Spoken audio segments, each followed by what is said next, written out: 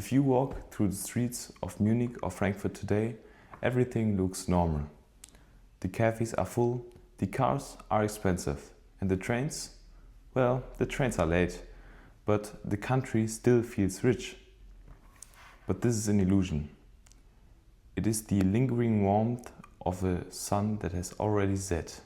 Beneath the surface, the tectonic plates of the German economy are shifting. We aren't just facing a recession, we are facing the end of an era. Volkswagen is discussing factory closures in Germany for the first time in its history, and Intel is pausing its mega investments. The chemical giants are moving out. Most politicians treat this like a bad weather front, something that will pass if we just wait. But if you apply the principles of Ray Dalio's changing world order, you see the terrifying truth. Germany isn't just in a slump. We are at a historical tipping point.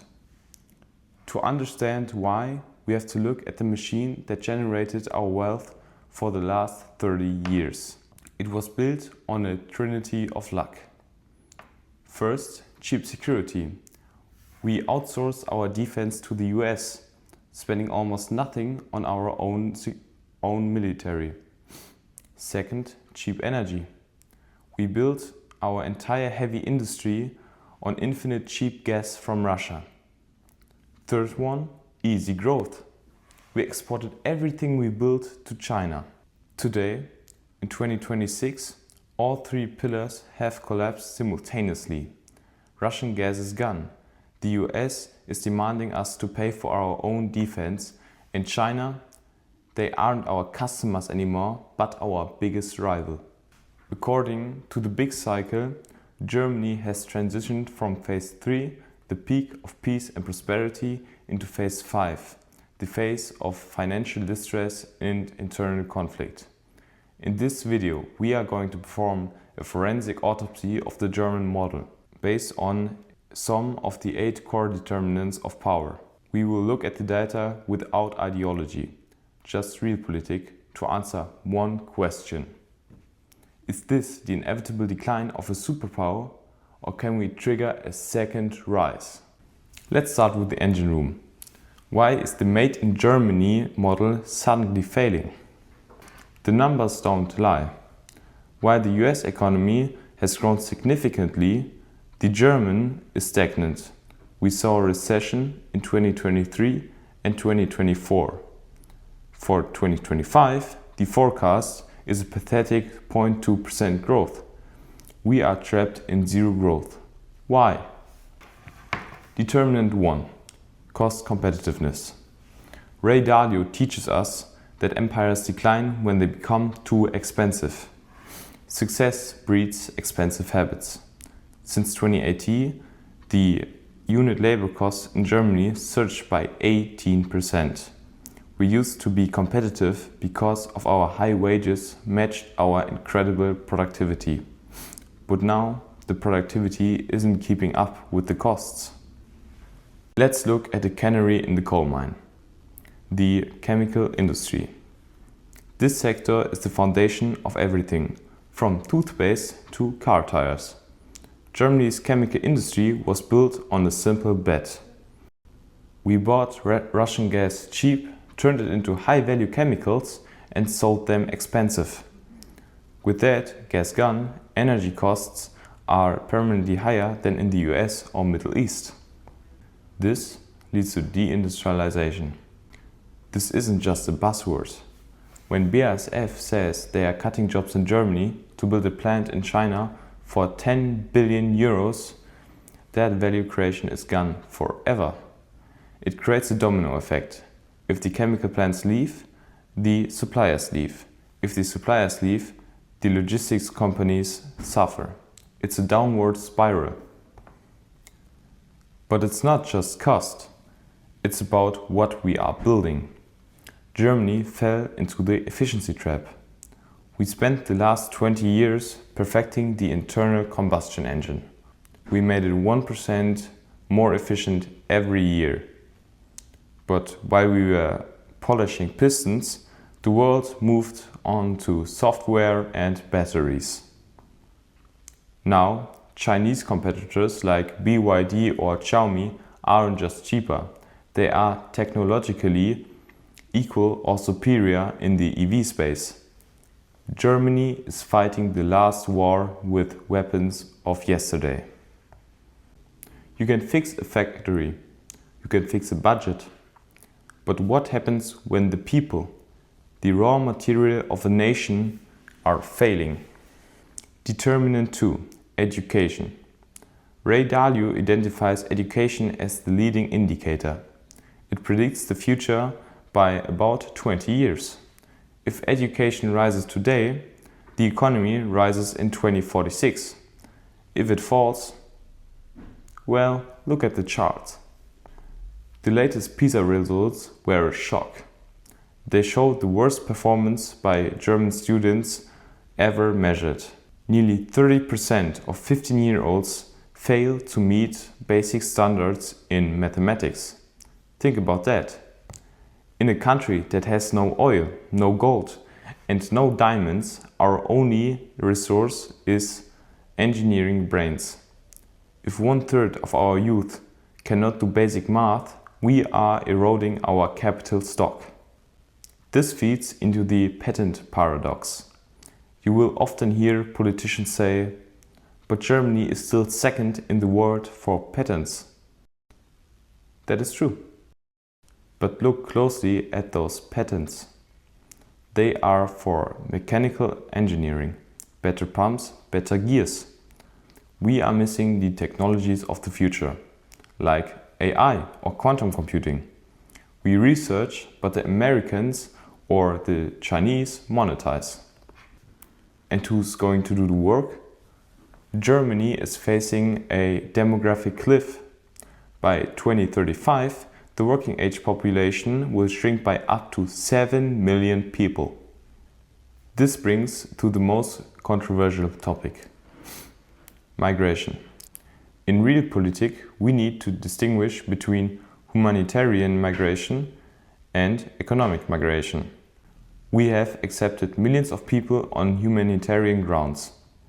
But the labor market statistics show a painful truth. A large percentage of these new arrivals are not integrated into the high-skilled labor market where the shortages are. At the same time, we are failing to attract the top engineers from India, Brazil or Vietnam. Why? Because high taxes and a broken bureaucracy scare them away. We are importing poverty and exporting talent. That is a recipe for a decline. So we have economic problems and demographic problems. But why aren't we solving them? Because we have tied our own hands. This brings us to a uniquely German problem, the fiscal paradox. Most declining nations drown in debt. But Germany has the opposite problem. We have structural anorexia. We are obsessed with the black zero, the idea that the state should not take on new debt. On paper, our balance sheet looks great. Debt to GDP is only 62%, but Dalio's principles teach us that underinvestments are just as dangerous as over-indebtedness. We saved money, but we let our bridges rot, our trains fail and our schools decay. We treated the state like a Swabian housewife, forgetting that the state must invest to grow. And then there is bureaucracy. It takes years to approve a wind farm, months to register a business. This is what Dalio calls institutional sclerosis. We have created so many rules to prevent mistakes that we have prevented progress. We are regulating ourselves into irrelevance. This economic paralysis leads to polarization. The center is eroding. The rise of the AfD or Die Linke is a symptom of phase 5, internal conflict. When the economic pie shrinks, people stop collaborating and start fighting for the crumbs. This leads to weak coalition governments that can't pass the radical reforms we need. Enough with the doom. Is it game over? No. Germany has reinvented itself before, but we need a new operating system. To trigger a second rise, we need to abandon ideology and embrace realpolitik. Based on the analysis, here's the roadmap for 2026 to 2036. Step 1. The Golden Rule Plus. We must reform the debt brake, not for social handouts, but for investment.